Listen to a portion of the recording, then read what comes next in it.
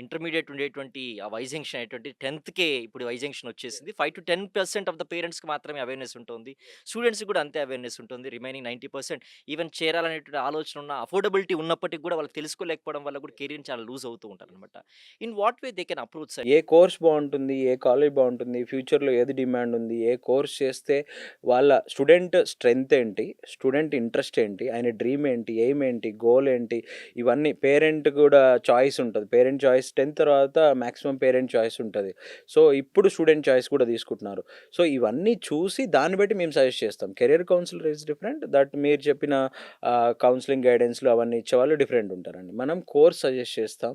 Based on student choice, interest, strength, ఆయన యొక్క future aim, goal అవన్నీ అంటే పేరెంట్ కూడా బిజినెస్‌లో ఉన్నారా? జాబ్ చేస్తున్నారా? వాళ్ళ ఎకనామిక్ కండిషన్ ఏంటి? ఇవన్నీ కూడా బేస్ చేసుకొని చెప్తామన్నమాట మనం. అది.